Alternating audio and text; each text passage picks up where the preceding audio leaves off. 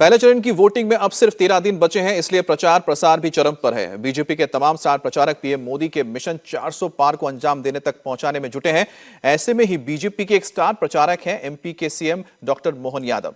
मोहन यादव पर मध्य प्रदेश की 29 सीटों पर जीत दिलाने की जिम्मेदारी है और वो इस मुहिम पर जी जान से लगे हैं। इंडिया टीवी के संवाददाता अनुराग अमिताभ ने डॉक्टर मोहन यादव से उनके बिजी शेड्यूल के बीच बातचीत की। मोहन यादव ने कहा कि इस समय मध्य प्रदेश ही नहीं पूरे देश में मोदी की लहर है, उनके सामने कोई टिकने वाला नहीं है। इस बातचीत में मोहन यादव ने राहुल, वाड्रा, केजरीवाल और ममता समेत कमलनाथ और दिग्विजय सिंह को लेकर क्या क्या कहा है, आप देखिए इंडिया टीवी से उनकी इस एक्सक्लूसिव बातचीत में।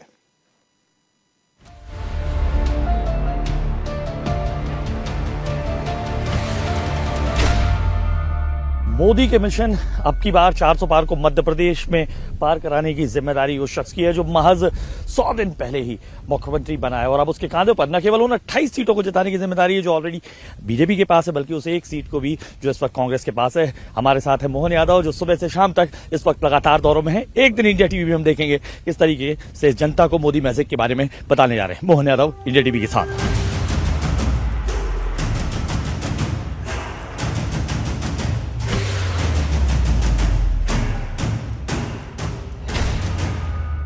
भाजपा की माने तो भारतीय राजनीति में दो परिवार ऐसे हैं जो यादव भी हैं और जिनके चश्मों चिराग चांदी की चम्मच के सहारे न केवल मुख्यमंत्री बनना चाहते हैं बल्कि पार्टी भी चला रहे हैं। लेकिन बीजेपी के मुताबिक उनके पास वो शख्स है जो अपने कर्मों के सहारे मध्य प्रदेश जो देश का हृदय कहा जाता है उसमें जनता का मन मोह रहा है। हम बात कर रहे हैं मध्य प्रदेश के मुख्यमंत्री डॉक्टर मोहन यादव की।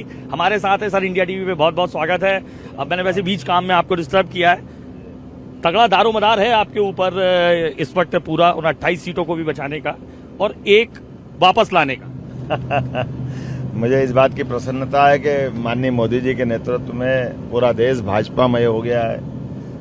पूरे मध्य प्रदेश में माननीय मोदी जी की एक तरह से लहर चल रही है। कदम कदम पे गांव-गांव, जिले-जिले में हर जगह मोदीमय वातावरण है और हम निश्चित रूप से अपनी सभी सीट जीतने की तरफ बढ़ रहे हैं। राजनीतिक विश्लेषक तो कहते हैं कि आपको मुख्यमंत्री बनाकर प्रधानमंत्री मोदी जी ने एक तीर से कई शिकार किए हैं। ये जो तीर उत्तर प्रदेश भी गया, ये तीर बिहार भी गया।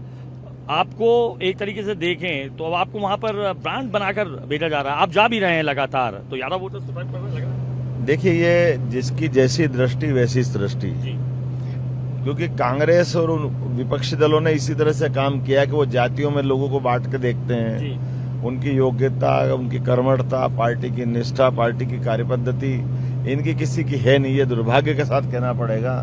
वो हम में भी आज जातियां ढूंढते। मैं आपको बताना चाहूंगा कि मेरी पार्टी वो पार्टी जिनने जहां से मेरे को टिकट दिया वहां मेरे समाज के 500 वोट भी नहीं है, लेकिन उसके बाद भी हम लगातार जीत रहे हैं। तो लोकतंत्र में कोई भी कार्यकर्ता, कोई व्यक्ति कहीं से भी खड़ा हो, कहीं से जीते, ये जो पूरे प्रदेश का माहौल बनना चाहिए, देश का माहौल बनना चाहिए, ये मोदी जी ने अपने स्वयं के उदाहरण से भी प्रस्तुत किया है। जब वो गुजरात से आकर बनारस में चुनाव लड़के दो बार उनने दिखाया है कि अगर उत्तर प्रदेश जैसे बड़े राज्य में भी आकर के वो चुनाव लड़के जीत सकते हैं, तो इसी प्रकार से कोई भी व्यक्ति किसी प्रकार का भी हो उसको हर जगह मौका मिल सकता है। लेकिन ये मैसेज गया तो ना। अब राहुल गांधी जी कह रहे हैं आप लोग प्लेइंग फील्ड नहीं दे रहे हैं खेलने के लिए। अगर राजनीतिक क्रिकेट है अगर ये, तो खेलने के लिए फील्ड नहीं दे रहे हैं। ईडी का इस्तेमाल कर रहे हैं कि खाता फ्रीज कर लिया, अब 2 रुपए भी नहीं है पार्टी चलाने के लिए। देखिए, कितने दुर्भाग्य के साथ कहना पड़ रहा है कि एक इतनी पार्टी, वो कहते 125 साल पुरानी पार्टी है, लेकिन कितनी सामान्य बात कि इनकम टैक्स के लिए आज 5-6 साल से वो ठीक से रिटर्न नहीं भर पा रहे हैं। तो रिटर्न क्यों नहीं भर रहे हो भाई? रिटर्न के बाद नोटिस जा रहा है, नोटिस पे नोटिस जा रहा है, वो नोटिस का जवाब नहीं दे रहे हैं। आप कहाँ से चंदा लाए थे, कहाँ खर्चा किया, किससे चंदा लाए, जब आप कोई हिसाब नहीं दोगे तो स्वाभाविक रूप इनकम टैक्स डिपार्टमेंट नोटिस देगा, पेनल्टी लगाएगा। अब ना नोटिस का जवाब दे रहे हो, ना पेनल्टी भर रहे हो, तो स्वाभाविक रूप से वो अकाउंट सीज करेंगे। बल्कि इसके बजाय कोर्ट में भी जाएंगे और ये 1-2 दिन का नहीं है, ये 4-5 साल से चल रहा है।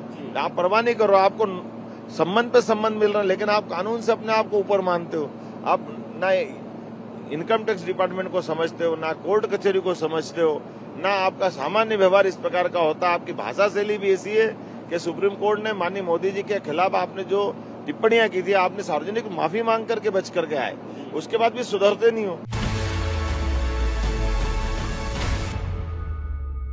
बड़ी गलती सोनिया जी ने कर दी है। अच्छा। और वो गलती ये कर दी कि राहुल गांधी जी का बचपन से उनका मूल स्वभाव नहीं जाना कि वो किस पिंड के व्यक्ति हैं। वास्तव में वो राजनीति में अनफिट है। इस फील्ड के बहुत उनकी कमजोरी है कि वो राजनीति के लायक पिंड नहीं है, और उनको जबरन उनको नेता बनाने का ये तीसरी बार भी प्रयास चल रहा है कि ये वो रॉकेट है जो लॉन्च होना नहीं चाहता और ये बार बार लॉन्च करना चाहते हैं।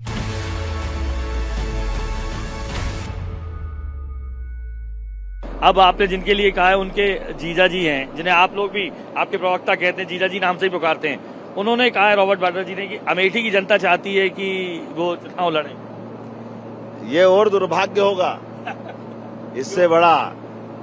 उनके साले जी मैदान छोड़ के भागे, उनकी पत्नी चुनाव हारी, और अगर वो जमीन से जुड़े हो, जमीन का धंधा करते करते आ रहा है, तो आइए ना मैदान में, जनता बता देगी।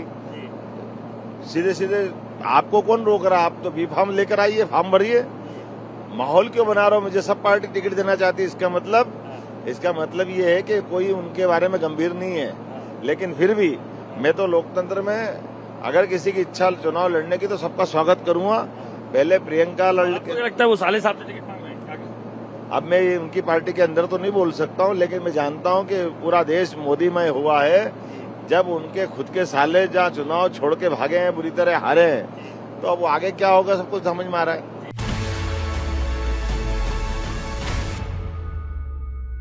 एक IRS इंडियन रेवेन्यू सर्विसेज में रहे, दिल्ली के मुख्यमंत्री रहे, पंजाब में भी सरकार है। अब उनका भी कहना है इंडी गठबंधन से लेके सब आपने उनको भी जेल में बंद कर दिया, तो आप किसी को खेलना ही नहीं दे रहे हो, अकेला खेलना चाह रहे हो फील्ड में। आपने क्या कहा कि वो IRS का इनकम टैक्स के पता नहीं कितने विभागों में।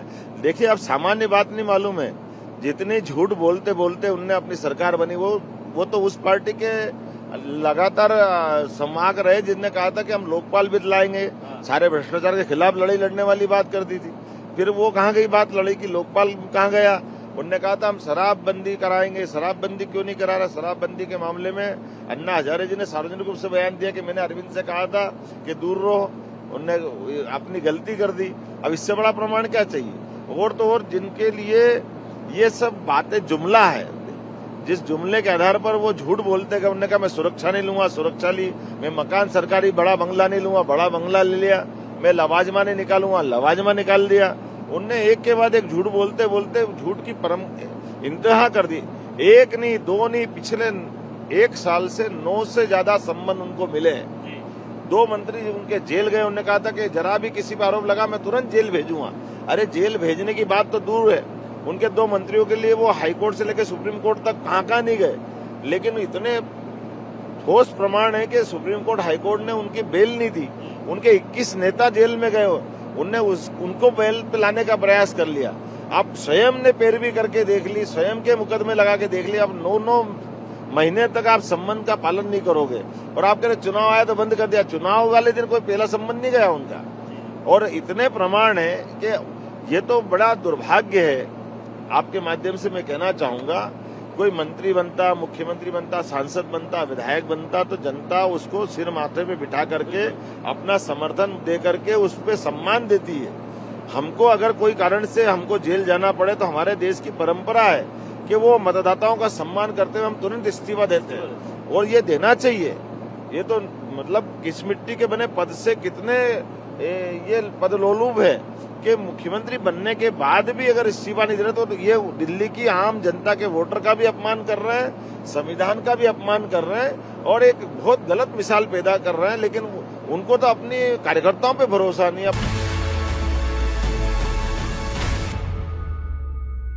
ममता बनर्जी ने कहा है कि सांप पर भरोसा कर लेना चाहिए, बीजेपी पर भरोसा नहीं करना चाहिए। देखिए, ये ममता जी का इतना खराब वर्सन है, किसी पार्टी को इस तरह से संज्ञा देना, ये उनका मानसिक दिवालियापन बताता है।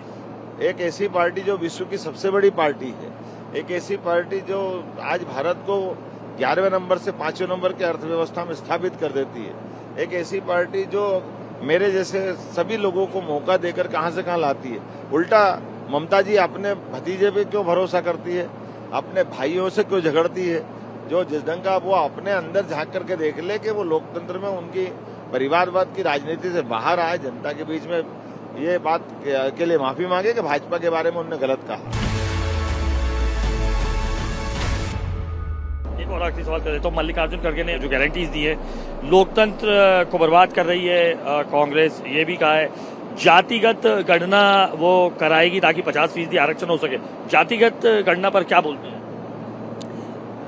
मुझे बड़ा दुर्भाग्य के साथ कहना पड़ रहा है कि राष्ट्रीय अध्यक्ष जी कांग्रेस के, उनकी उम्र 80 साल के आसपास है और ऐसा मान के चलता हूं कि उन्हें नेहरू जी से लेकर आज तक की कांग्रेस देखी है। जिस बात को उन्हें बात रखी है वो सबसे पहले उनकी पार्टी ने ही विरोध करा है।